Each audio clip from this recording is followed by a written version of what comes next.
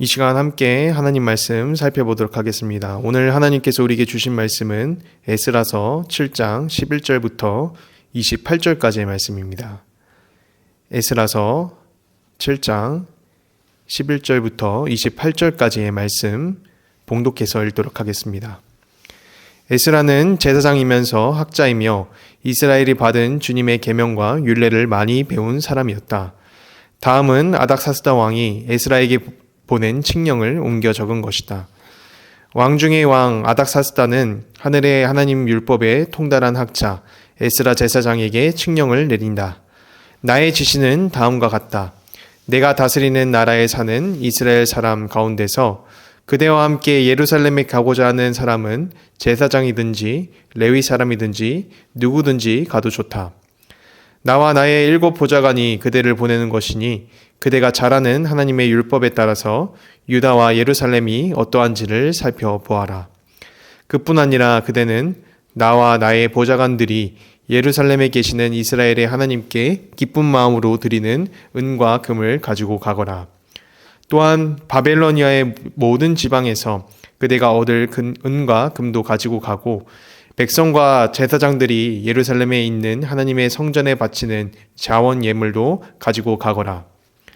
그 돈으로는 반드시 숫송아지와 수양과 어린 양을 사고 거기에 곁들어 곡식 제물과 부어드리는 제물도 사서 그것들을 예루살렘에 있는 그대가 섬기는 하나님의 성전의 제단 위에 함께 제물로 드려라.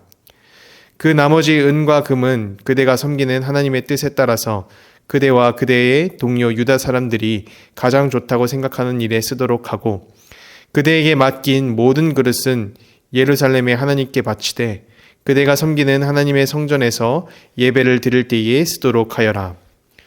그 밖에 그대가 섬기는 하나님의 성전에서 써야 할 것이 더 있으면 국고에서 공급받도록 하여라. 이제 나 아닥사스다 왕은 유프라테스 강 서쪽 지방의 모든 국고 출락한들에게 명령한다. 하늘의 하나님의 율법에 통달한 학자 에스라 제사장이 너희에게 요청하는 것은 무엇이든지 아낌없이 그에게 주도록 하여라. 은은 100달란트까지, 밀은 100고르까지, 포도주는 100밭까지, 기름은 100밭까지 주고 소금은 제한 없이 주도록 하여라. 하늘의 하나님의 성전에 관하여 하늘의 하나님의 규정하신 것은 하나도 어기지 말고 그대로 지켜라. 나와 내 자손이 다스릴 나라에 하나님의 분노가 내리도록 그대로 둘 수는 없기 때문이다. 그대들은 또한 제사장들이나 레위 사람들이나 노래하는 사람들이나 성전 문지기들이나 성전 막 일꾼들이나 성전에서 일하는 다른 일꾼들에게 조공이나 세금이나 관세를 물려서는 안 된다. 또 그대 에스라는 그대가 섬기는 하나님이 그대에게 주신 지혜를 따라 그대가 섬기는 하나님의 율법을 잘 아는 사람들 가운데서 법관들과 판사들을 뽑아 세워 유프라테스 강 서쪽에 있는 모든 백성의 재판을 맡아보게 하여라. 율법을 잘 알지 못하는 사람들은 그대들이 가르쳐라. 하나님의 율법과 왕의 명령대로 따르지 아니하는 자는 반드시 죽이거나 귀양을 보내거나 재산을 빼앗거나 옥에 가두거나 하여 엄하게 다스려라. 주 우리 조상의 하나님을 찬양하여라. 하나님은 왕에게 예루살렘에 있는 주님의 성전을 영화롭게 하려는 마음을 주셨다. 나에게 자비를 베푸셔서 내가 왕과 보좌관들과 권세 있는 고관들에게 총애를 받게 하여 주셨다. 주 나의 하나님이 이처럼 나를 돌보아 주심으로 나는 힘을 얻어서 이스라엘 백성 가운데서 지도자들을 불러 모아 함께 예루살렘으로 올라갈 수 있었다. 아멘. 오늘 우리에게 주시는 말씀의 제목은 하나님의 이루심입니다. 우리가 함께 읽은 말씀의 전반부 부분을 살펴보면은 예루살렘에 돌아가 성전을 세우는 일이 막힘없이 진행되고 있는 모습을 볼 수가 있습니다. 이 왕이 국고를 열어서 성전을 세우는 데 필요한 은과 금을 포함해 모든 물품을 가져가라라고 하고 있죠. 또 필요한 건축에 필요한 인력 역시도 전부 지원해 줄 것을 약속하는 모습을 보여주고 있는데요. 이전 이 사마리아 사람들이 성전 건축을 방해했던 사건과 왕이 직접 성전을 건축하는 것을 적극적으로 돕는 이 모습들을 비교해 본다면 지금 이 모든 과정이 하나님께서 이루어 가시는 일들이라고 확신을 할 수가 있습니다. 우리 더양상 가운데도 이러한 하나님의 일하심이 있기를 소망합니다. 예배 가운데서나 또 목장 내 VIP를 인도하는 그 과정 가운데에 또 나에게 맡기신 일 가운데에 하나님의 도우심으로 성전을 세우는 것이 막힘없이 진행된 것 같이 선한 일들이 우리 가운데서 이루어지도록 함께 간구하시길 바랍니다. 아닥사스다 왕이 성전을 세우도록 이 칙령을 내리며 이 일들이 진행되는 과정을 보면요, 하나님이 이루어 가시는 일에는 특징이 있다라는 것을 보게 됩니다.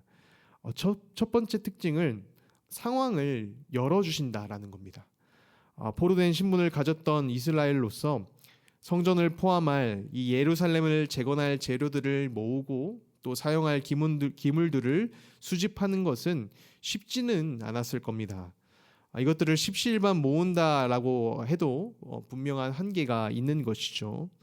하나님께서는 이 가운데의 성전이 원만히 건축될 수 있도록 상황을 열어주십니다. 아닥사스다 왕이 하나님께 헌금을 드리듯이 국고를 열어서 가장 값비싼 금과 은을 사용할 수 있도록 합니다. 사람의 어떤 지혜로나 또 외교적인 방법으로 이것들을 얻어내는 것이 아니라 말 그대로 하나님께서 상황을 여셨다라고 볼 수밖에 없습니다. 이런 아닥사스다 왕의 반응과는 대조되는 왕의 반응이 생각이 나는데요. 바로 애굽 왕의 바로 왕의 반응이었습니다. 이스라엘이 애굽을 나가기 위해서 이 바로 앞에 섰을 때에 바로는 쉽게 이스라엘을 내보내지 않았습니다. 말씀을 보면 하나님께서 일부러 이 바로의 마음을 완악하게 만드셨다라고 합니다. 이후에 10가지 재앙을 겪으면서 이스라엘은 출애굽 과정 가운데 일하시는 하나님을 바라볼 수가 있게 되는 것이죠. 아닥사스다 왕의 마음을 움직인 것도 동일하게 하나님께서 움직이셨다라고 합니다. 우리 27절 왕의 마음에 대해 말씀은 이와 같이 말하고 있습니다. 27절인데요. 주 우리 조상의 하나님을 찬양하여라. 하나님은 왕에게 예루살렘에 있는 주님의 성전을 영화롭게 하려는 마음을 주셨다. 이스라엘 가운데에 이 주신 소명이 이루어져 갈 수 있도록 사람의 마음을 움직이시는 거죠. 이처럼 하나님의 이루심 가운데는 상황을 열어주시고 사람의 마음을 움직이시는 손길이 있습니다.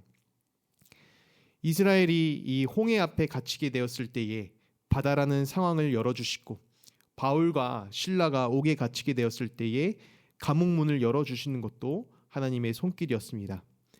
이를 통해 우리가 알게 되는 것은 우리에게 주신 일과 상황이 열리게 되고 나에게 붙여주신 사람의 마음이 움직여지는 것이 나의 어떤 능력이나 또 나의 어떤 지혜로 얻어지는 것이 아니라 하나님의 은혜였다라는 것을 보게 됩니다.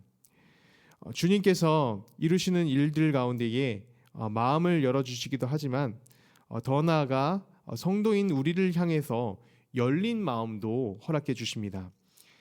이 에스라는 하나님의 율법을 연구하는 학자이기도 했지만 왕의 신임을 얻은 신하이기도 했습니다.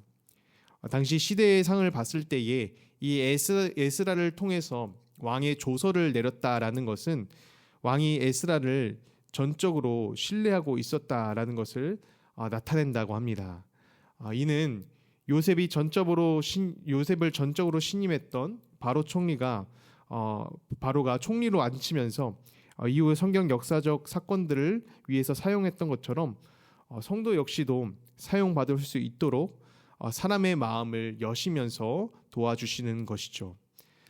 이를 보면 우리가 구할 것은 세상을 부정시하고 밀어내는 것이 아니라 오히려 세상이 그리스도인을 찾고 또 함께 동역할 수 있는 통로가 되도록 하나님의 도우심을 구해야 된다라는 것을 알게 됩니다. 하나님의 이루심에 대한 또 다른 특징은 결국 이 모든 일들이 주님께 영광을 돌리는 것에 목적이 있다라는 겁니다. 아닥사스다 왕이 이 조서로 명령을 내리며 조그만 특별한 명령을 같이 내립니다. 에스라의 인간적인 신의를 생각한다면 성전을 세우게 하고 또 그 일을 돕는 것으로 충분하겠지만 이 성전을 세우는 일과는 별개로 우리 25절부터 27절까지의 내용을 보면요.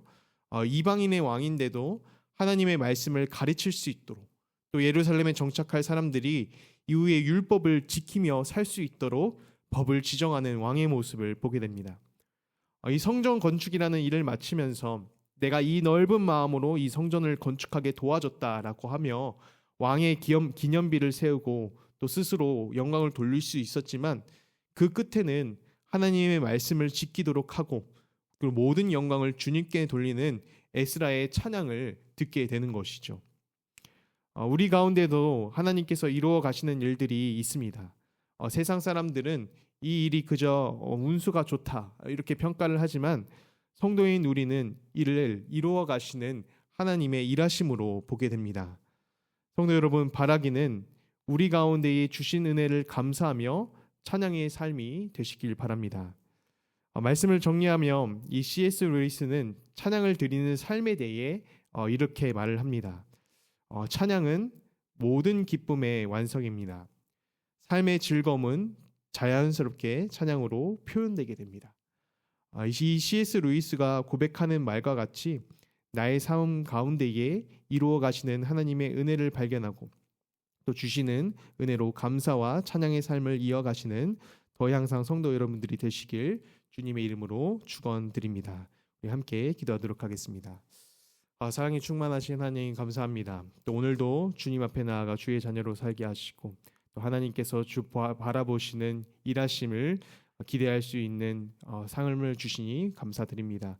나의 삶 가운데에 주시는 것이 모두 하나님의 은혜였다라는 것을 기억하며 우리 삶 가운데에 감사의 삶이 넘쳐나게 하시고 또 하나님을 향해서 감사의 마음으로 살아갈 수 있는 삶의 복을 허락하여 주시옵소서. 주시는 하나님, 다음 세대를 위해 기도합니다. 우리 다음 세대가 더 하나님 앞에서 더 가까이 하게 하시고 또 주님에 따라서 주님의 뜻을 따르고 주님의 뜻이 무엇인지를 살펴 살는 우리 다음 세대가 될 수 있도록 도와주시옵소서. 특별히 이번 주 수능을 앞두고 있습니다. 그 가운데서 주님 담대함을 주시고 또 주의 자녀들이 노력한 만큼의 열매를 얻을 수 있는 복을 허락해 주시옵소서. 모든 삶 가운데에 주님께서 이루어 주실 줄로 믿고 나아가 간구합니다. 주님 이루어 주시고 주님 우리의 마음을 살펴 주시옵소서. 모든 것을 감사드리며 살아계신 예수 그리스도의 이름으로 기도드립니다. 아멘.